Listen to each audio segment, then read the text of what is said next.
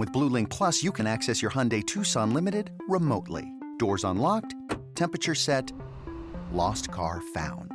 There it is. Get complimentary class-leading Blue Link Plus. Call 562-314-4603 for complete details. JamesAllen.com is the online destination to easily design a customized engagement ring and save up to 50% compared to traditional stores. You pick a diamond, whether it's lab-created or earth-created, James Allen has over 200,000 conflict-free stones. Then you pick your ring setting and metal. And if you need some help, they have real-time diamond consultations available, where an expert can walk you through it all. Get 25% off your order at JamesAllen.com code podcast. That's JamesAllen.com code podcast.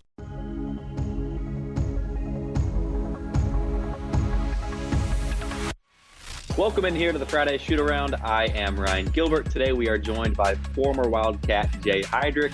Kansas State coming off back-to-back losses. Been some frustrating games for the Wildcats. We're going to break down the past two games for Kansas State. Take a look ahead at the upcoming schedule for the Wildcats. Before we do that, though, of course, we're sponsored by the Part-Time Beverage Company. Be sure to check them out at your local liquor store. Jay, after two losses, man, how concerned should we be with this K-State team?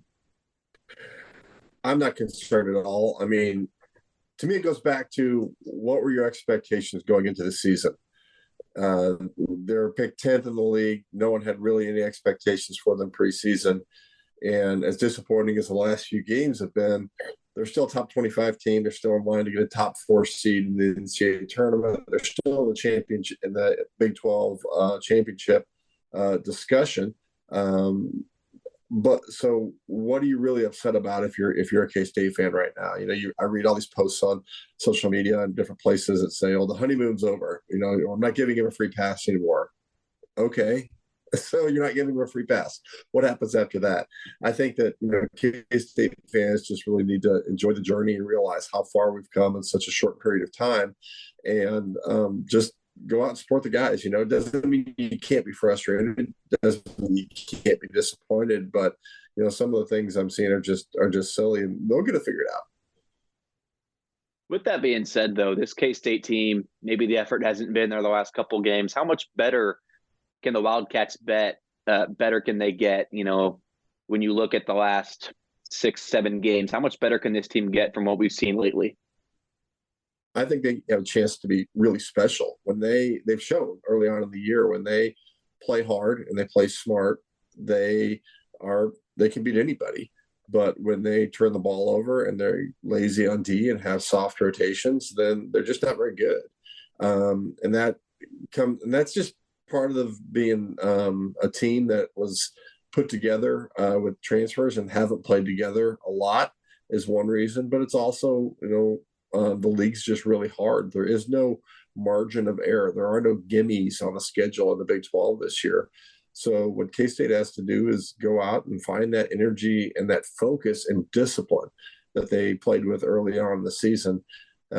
Get back to just trying to make a play. Don't make the play. Just make a play is all you have to do.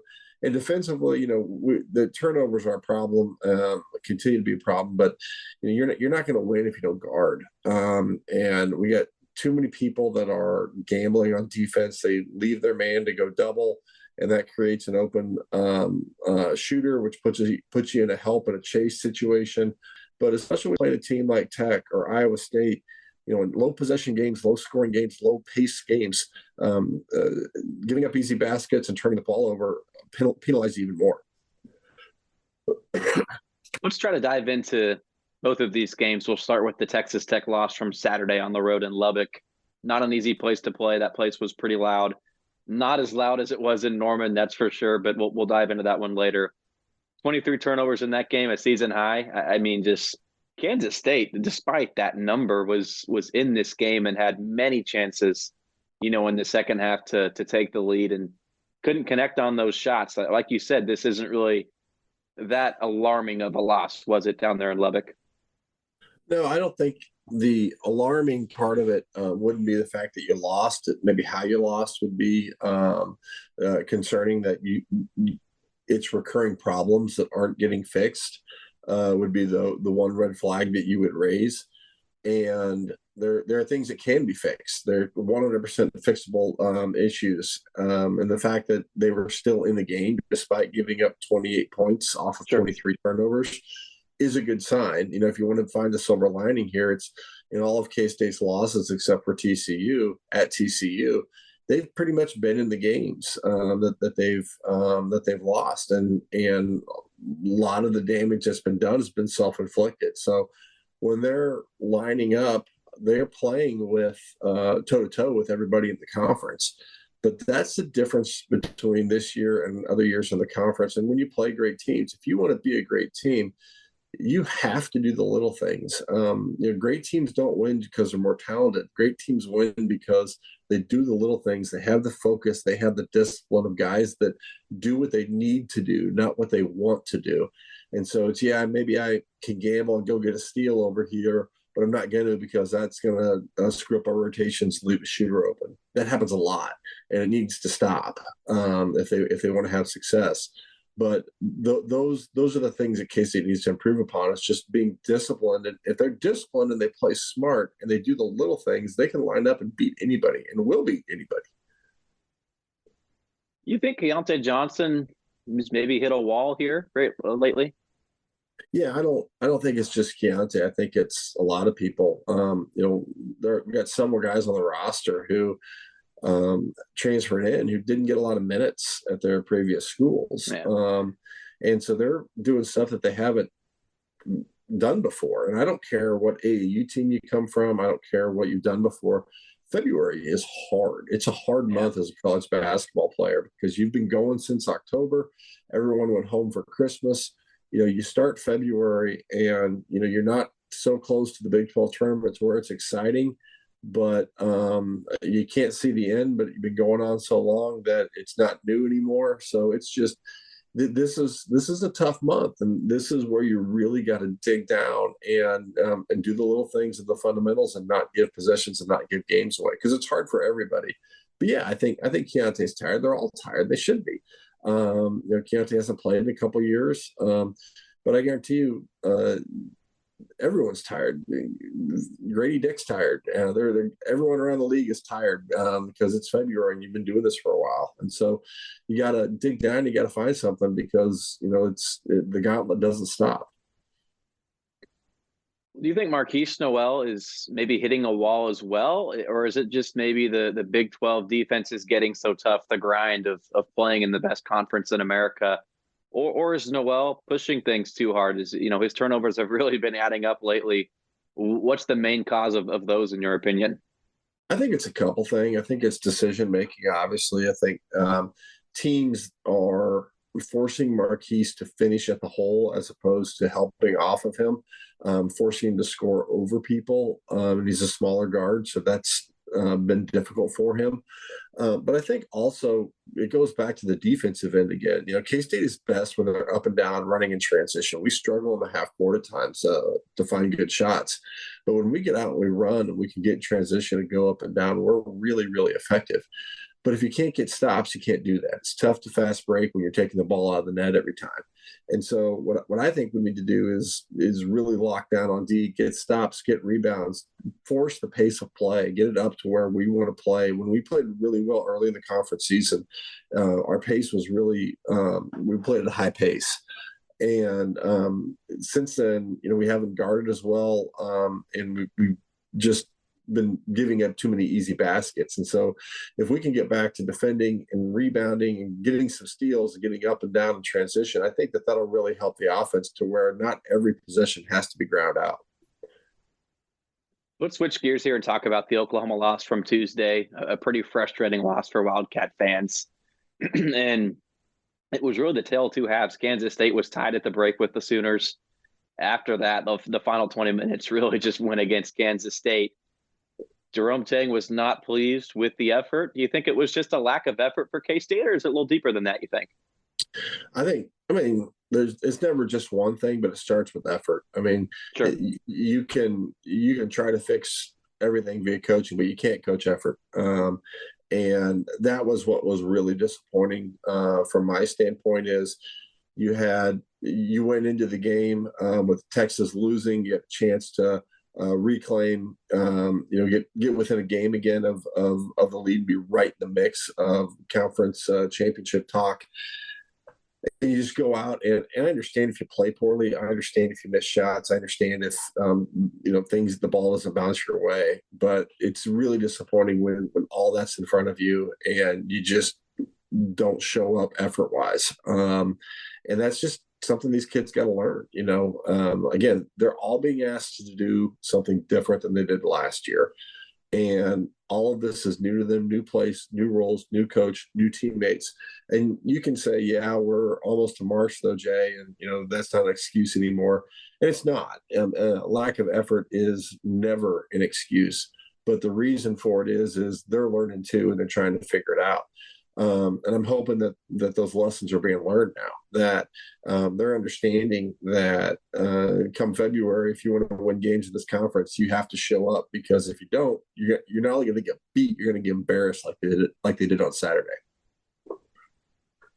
Kansas State, there's no easy wins in the Big 12. It's such a tough conference. But with Kansas State losing these 2 games on the road to probably on paper the 2 easiest road games of the season, to lose those 2, how frustrating is that? And Kansas State winning on the road against Texas and Baylor early on in Big 12 play is those are 2 big wins, but you kind of offset them with the easier games on the road that they lose. Sure. I mean, I think that it goes back again to what were your expectations going into the season. I expected K-State to be up and down. Actually, I didn't know what to expect coming into the season. I don't think anybody really did. No. Right.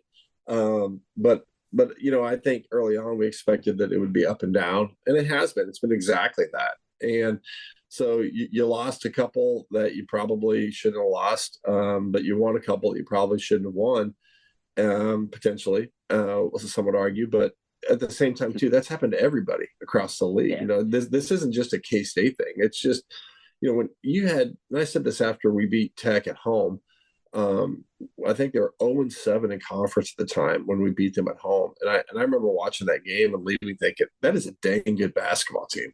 And the fact that they're 0-7 in conference, and I think they're like 5 points away from being, 5-2 or something like that. That just shows you how difficult the conference is. So you can say, yeah, we should have. Those are 2 road games that we should have got. But remember, Oklahoma beat Alabama by 25 or something in Norman.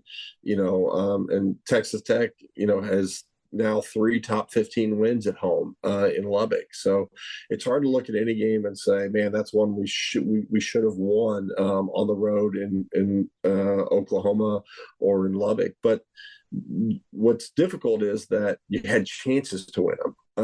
And we didn't. And so that's the frustrating part. Whether you should have or not is irrelevant. It's the fact that we had chances to win and then we weren't able to capitalize on it.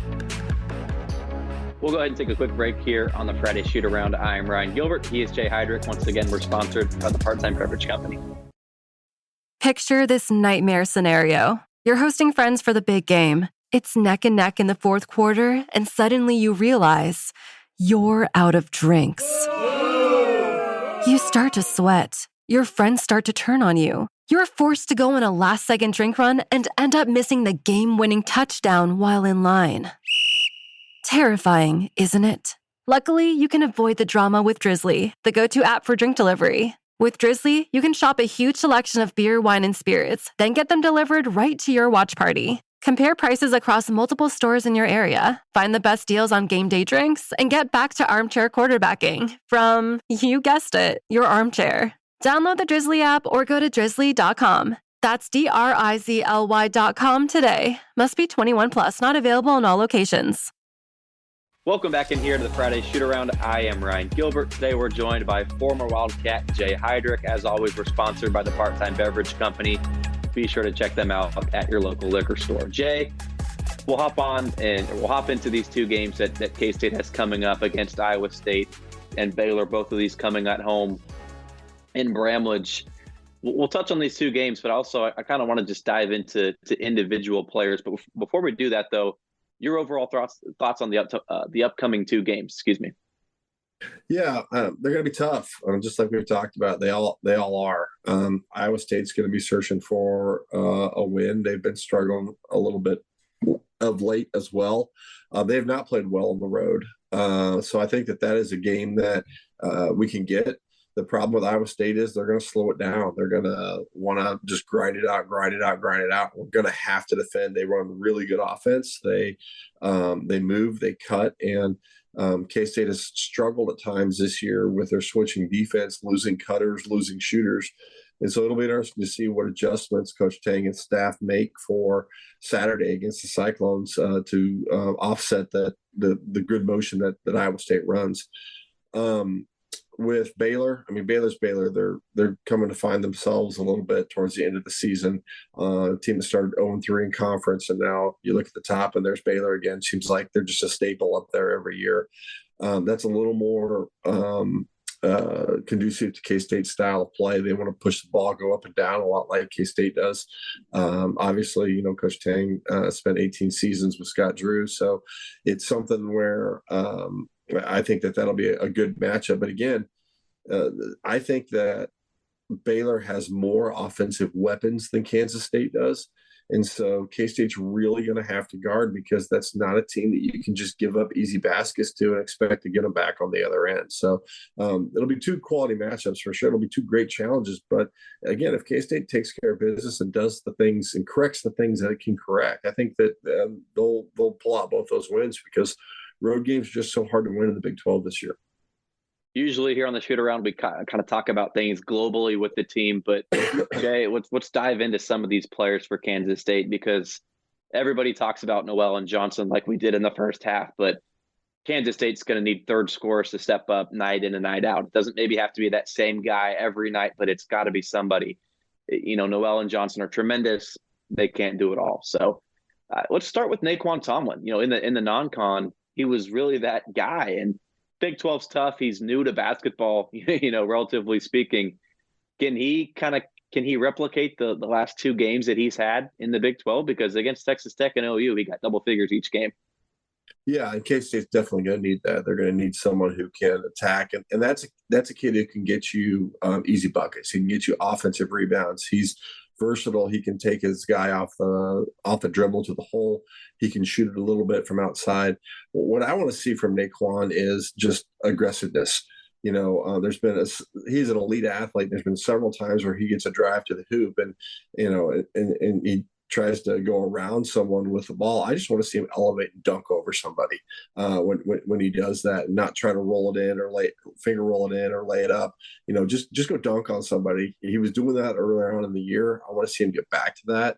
I think that if he can take that aggression to the next level, then I think that'll help his confidence. And again, I think this goes for all of them. When you're in a slump, I tell kids all the time when I'm talking to them about whether they're in college or high school or whatever, my advice is find one thing. Don't worry about I'm scoring, I'm not rebounding, I'm not guarding. Find one thing. Go out and be the best at one thing on the floor. I'm going to be the best rebounder today. I'm going to be the best defender today. I'm going to be the best passer, the best screener, something that is other than scoring. And go do that and focus on that. And what you'll find is if you focus on that one thing, everything else just kind of falls into place. And all of a sudden you look up and you say, I'm going to be the best rebounder today. And you've got 3 putbacks and 12 points. So I think that's a kid that can really help you on the offensive end just by getting some cheap buckets. And he also has the capacity to be a great defender as well, too, with his versatility. We talk about that on the offensive end, but on the defensive end, he can cause matchup problems as well. Let's talk about Cam Carter. His offense clearly is an elite, so to speak, but does his defense outweigh that? Does that earn him a starting spot? I don't know about starting spot, but I think you have to look at it with minutes for sure, and increased minutes, particularly if we're struggling. If you have guys that are losing their guys on offense and allowing straight line drives and not guarding the ball, at some point you got to make a decision as to what's the plus minus on offense versus defense, because Cam does struggle offensively at times, but he is an elite defender, and he's hard nosed, and he does some good things on offense too. So I think that, you have to look at what is the plus minus of keeping a player in the game if they're struggling, and what can Cam provide you on that. Cam is another kid, a lot like Tomlin, in the sense that he's not going to come out and give you 25. He has the capacity to get hot. We saw that a couple times this year. I think the first half of the KU game, he got really hot. Maybe it was another game, but I know the first half of one conference game he got. His Iowa State game on the road, he had 9 points for the first media timeout. Yeah. And when he does that, that's like finding money, right? So if he can do that, that'd be a huge deal. But again, that's a kid that just go guard, get rebounds, and get out, because when you talk about offense, you don't have to score to help to be a productive offensive player. If he can guard and get rebounds and get the ball and start a break and push and stress the defense, and someone else may make a shot, but he has the capacity to really stretch defense and get out on the break and cause problems to force the defense to guard other people. You think Desi Sills is best suited coming off the bench as a sixth man, or should he be maybe cracking the starting five? I really like Desi. I think that, we talk about guys who are hitting a wall, that maybe one of them too. It's not just because he's left-handed like me that I like him, but, yeah, he's a little better shooter than I was. But, I think Desi is on the verge of a breakout game. He does a really good job of getting to the hole, stepping around defenders instead of trying to go through them. He doesn't seem to finish as often as you'd like, but those are going to start happening. I think that those will start dropping in the near future if he can just find his feet and find his confidence. And I know I've said it once, I've said it 100 times. That all goes back on the defensive end. I'm such a believer that if there's one thing you can't control, if the ball goes in or out, you can't control how it bounces off the rim. You can't control that, but you can control everything on the defensive end. You can control how you guard if you're up in their grill. You can control how you come off screens. You can control everything on the defensive end. If you have that mindset of, I'm going to control everything on this end, and that bleeds over, that confidence and that aggression bleeds over into the offensive side, and it can be really impactful. So I think Desi's a kid that, again, if he can lock up on the defensive end, it'll really help him on the offensive side. After Tyke Green's performance against TCU, why have we not seen more of him on the court? I think Tyke's limited offensively from the perimeter. I think that's still a developing part of his game. But when he's on the floor, there's not a better athlete. The kid just gets off the floor like no one I've seen. And at TCU, you look at the things he did with the lobs. He didn't do anything flashy. He wasn't, making step back 3-pointers. He wasn't doing anything crazy like that. He just played hard. He was getting to the rim. He was attacking, and he played really well defensively. So that's just the example of what I've been talking about, of a kid that can provide you offense because he's providing energy on defense. And I think that's when we talk about how kids are worn down and they're getting beat up and everything, creating your own energy, creating your own momentum is something that's huge, particularly on the road. When you're at home, you can feed off the fans a little bit, but if you can create your own energy and your own momentum, that's huge. And Tyke's an energy guy that can, go get a lob and get the crowd going, or get your team going at least. Or he can come down the other side and throw a shot off the backboard on a block on the defensive end and get the break going. So he's got a lot of capabilities to be a spark plug there. And he's just going to keep developing, but he's definitely been a spark plug so far the last couple of games. And I would like to see more of him. Yeah, defense creates offense, like you said. And Tyke, is he the most athletic guy on the court? Yes. Is he the best guy on the court, overall with the game of basketball? No, but just when he checked into that TCU game, he was really the difference maker for Kansas State. So his defense and his athleticism down low is something that I'd like to see more of, on the court for Kansas State. Obviously, we don't see what goes on behind closed doors in practice and all that stuff. But yeah, I'm with you. I'd like to see more of him. But we talk about defense. Another guy that maybe doesn't have the best defense is Massoud. He's probably on the court for his capabilities, so to speak. It's kind of like Cam Carter. Like, does his 3-point shooting abilities, does that outweigh his poor defense? Yeah, that's interesting. I view Ish as kind of like a D&3 type guy, that you see in the NBA a lot. Where he has the capacity to come in and knock shots down and be, give you some energy off the bench. If he can defend in those spurts as well too, just come in and go all out and defend for those spurts, hit a couple shots, come out and serve that role. I think that'd be great. He does struggle on defense at times, his rotations, and he's being asked to play the forward. He's not a true post player, so he gets when people get physical with him in the post, he has a hard time defending that. But he's also, it's interesting. I don't know what his role is right now. I don't know what David Gassan's role is too. There's another kid that needs to could be really helpful to K-State from an offensive standpoint, because it's when Gassan was out, Ish was clearly the replacement for him, and I thought Ish did admirable at the job. He made a couple big shots, had a huge defensive play against KU to secure that win.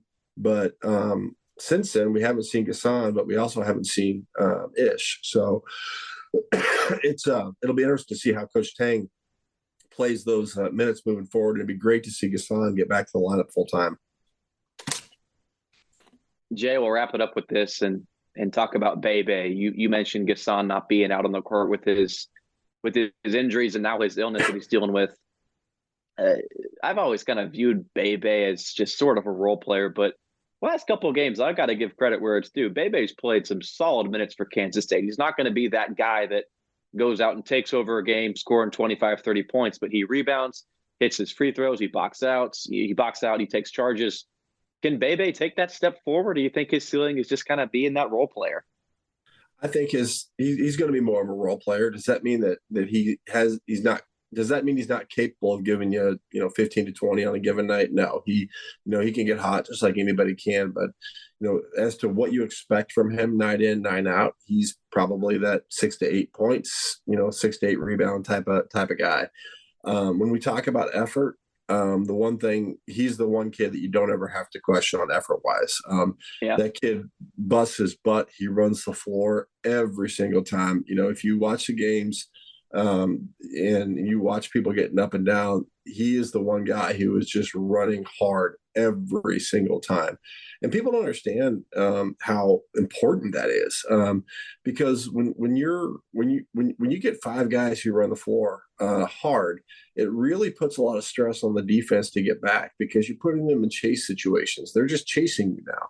And if that's a big man diving to the block, if that's guards running to the corners, whatever, you want the defense to chase you. And if all you're doing is standing or jogging up and down, you're not putting any pressure on the defense to chase you. And so Bebe does a really good job of just playing hard and getting down the floor and forcing his man to guard him. And if his man has to guard him, then that means his man is not as capable of helping off, doing those things, which helps the offensive flow. But we got to get 5 guys playing as hard as Bebe does. Jay, I appreciate you hopping on with us and sort of breaking down every player really for Kansas State. Jay, you're out in Alabama, right? So this was not easy for you to make time with us, was it? No, it's all right, man. I enjoyed doing it. I'm out here at my UAB. My daughter is a freshman softball pitcher at Lindenwood University, and they're playing at the Blazers tomorrow. So I'm going to go watch the softball tomorrow. Have a blast, Jay. Wish your daughter the best of luck. Once again, I'm Ryan Gilbert. He's Jay Heidrick. This is the Friday Shoot Around.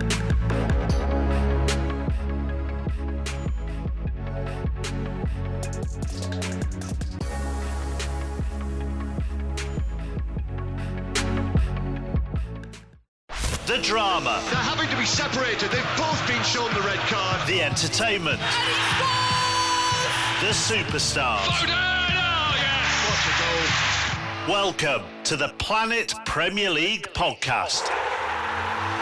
I'm Mark Chapman, and every week, Cesc Fabregas, Nader Manua and myself talk all things Premier League. They have this dynamism and this quality that they can play anywhere. They need to prove themselves in scoring more and more goals. I think if they don't win the title this year, the season is a failure in the league. Planet Premier League. Listen wherever you get your podcasts. You ready to ride? I thought you'd never ask. Now streaming on Paramount Plus. It's the new original series, Lawmen, Baz Reeves. Baz dedicated to justice. From executive producer Taylor Sheridan, co-creator of Yellowstone, starring executive producer and Emmy Award-nominated actor David Oyelowo. It's the untold story. I'm warning you. Of the greatest American lawman. Your wicked days are done. Lawmen, Baz Reeves, new original series, now streaming exclusively on Paramount Plus.